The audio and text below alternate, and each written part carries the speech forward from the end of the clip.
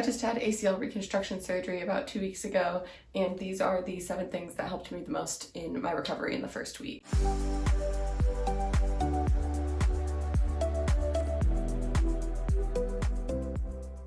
If you want to hear about my experience with my surgery, then I made another video on my channel. But this is going to be talking about the things that helped me through the first week the most. There's like plenty of things, and also the fact that I have my mom helping me. So having a caretaker is really helpful, of course, but these are the things that helped me in my like immediate vicinity get through the first week, which was absolutely horrendous and awful. It was really the first 10 days for me that really sucked. These are the things that helped me. The theme of this is really easy access. You want to lower the barrier for yourself to be able to do things that are going to help you take care of yourself, even if it's just in a very small way, so that you can like semi-function. So the first thing that really helped me was this Powerstrip right here. I find it really difficult for myself to transition from going to the bed to turning off the light to getting back into the bed to go to sleep. So I wanted to make sure that when I cannot get out of bed, I don't need to call someone to come into the room and turn off the lights for me. I can just hit this switch and they turn off and on, and also in the morning or in the middle of the night, if I need something, I can just quickly turn them on beside my bed, so I have control over when I see light around me. The Powerstrip also had been helping me charge all of my devices, and you're gonna hear something turn on, hopefully. Now my ice pumper thing is pumping ice or very cold water into this pad. So that was like a 40 minutes on, 20 minutes off kind of thing for the first week, and I've been using it now too to help the swelling in my knee go down, and it was really nice to not have to like take this out and plug it in all the time. I can just turn it like off or on. So all of that goes under the umbrella of just having like a simple switch that you can control the electrical controlled things with. The second thing is also right beside me. It's these tables. Now, when I was talking to my mom about things I thought I would need for the surgery, I talked about like, I just need to be able to reach things. And if there's just one bedside table, there's no way everything fits on this. This gets crowded, like when there's any meal next to me, any kind of medication, like everything just like piles up on it. So this one has been very helpful as well for me to reach like little gadgets that I have, the books that I want to read, and some of the hygiene things that I have that I'll talk about later. I think some people would replace this with like just being able to have like a little grabber, so that if there's something on the floor, you could like grab it and you don't necessarily need tables next to you. But for me, I didn't want to have to like use a grabber or anything. I really just wanted to be able to get anything I needed from right beside me.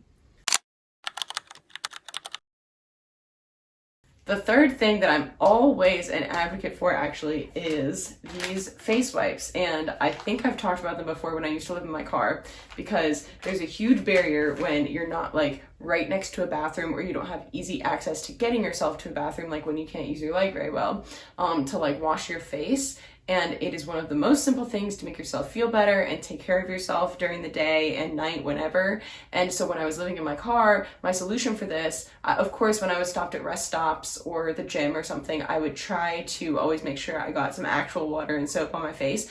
But if it was just a night where I was like, it's too cold, I don't want to walk into the rest stop right now, I still wanted to keep up with my hygiene routine. And so I bought these, and they have worked super well for me over the years.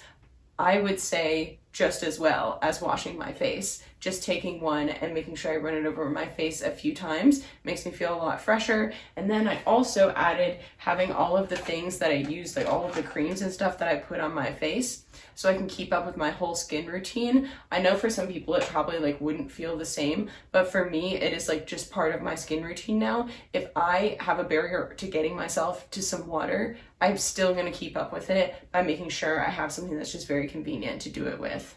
So I had all of my hygiene products not in the bathroom, but with me. The only thing in the bathroom is my toothbrush and my floss, except for I also have floss in here, just in case I didn't want to brush my teeth for the first few days, then at least I could floss a little bit. I have my chapstick, I have my regular pills that have nothing to do with like the surgery, and then I have like all of my face creams as well. And it's super easy to just reach over to the table over there and just like in the morning when I don't feel like doing anything at all before I like go back to sleep or something, wipe my face, put my face creams on. It's the best you can do for the time being, and I can check that off my list and be like, I did something today to take care of myself.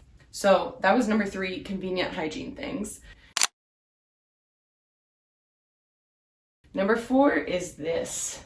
I was so worried about this, but I ordered it anyways. It is a shower sleeve for your leg. It's called a cast cover. Look how big it is.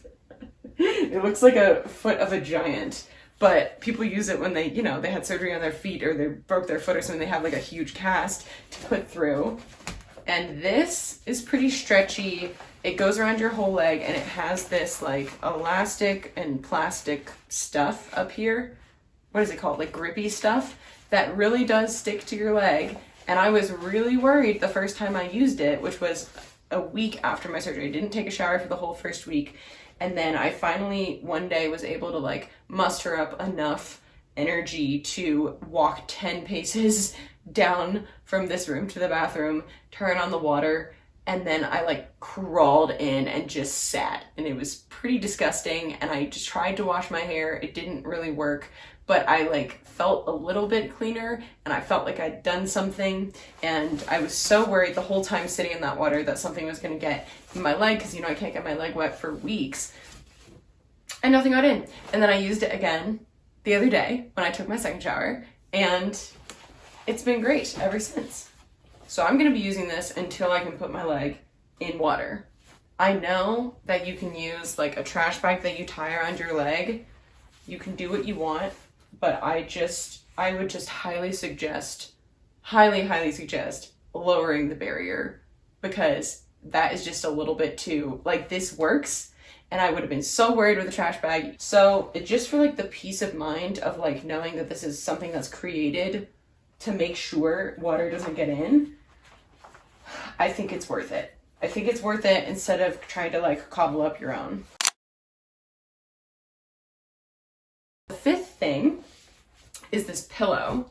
Now, of course, you want like a lot of pillows. You got to prop your leg up and stuff after surgery. This one I actually specifically brought from where I live in West Virginia, because I had heard someone say that if you can't sleep on your side, which I am a side sleeper, that you can mimic that by putting a pillow behind one side of your back and kind of turning a little bit. And I will tell you, this doesn't work for me right now. After weeks of having slept on my back, I'm like, my back just hurts and I'm like, I don't want to do this anymore. But for the first week, this really worked and I was super surprised. So you should try it out if you can only sleep on your back, but you're a side sleeper. The 6th thing is this strap. This comes from my little like side purse. And I took it off because after the first 2 sessions in PT, my physical therapist was telling me that I needed to get like a dog leash or something. Now I do have dog leashes around, but this is what I decided to use because you can wrap around your leg and actually do the exercises from PT with it. And you know, it helps you be able to do some of the exercises a little bit better than if you were just doing them with the way that your muscles are right now. Wow, we made it to number 7 already. So number 7 is these. I love these shoes anyways, but these are just like slip-on shoes. I have my other shoes that I really love too that are tie-ons. The slip-ons are just so much easier. I'm sure everybody really has a pair these days. I obviously wasn't wearing shoes for like the first few days until I went into PT. And even if I had had to have my mom put them on, it would have been so much easier than her having to like tie each shoe, just slip them on. But since I have the ability, thankfully, to be very flexible and lift my leg like this, it's been so easy to just like put it on and then we're out the door and ready to go. And you know what? That could probably be extrapolated to just like some kind of slipper or something too. Also with like an open back, like that would probably be helpful for people if you do that when you're walking around the house instead of just wearing socks or something if you want to have some kind of shoes. Lights are back on. We survived the first week, first 10 days of surgery. Those are the 7 things that helped me the most through the first 7 to 10 days of my surgery. If you're going through the same thing, then let me know what you're using to help yourself, and I hope that you recover well. Have a good day. Thank you for watching. Bye.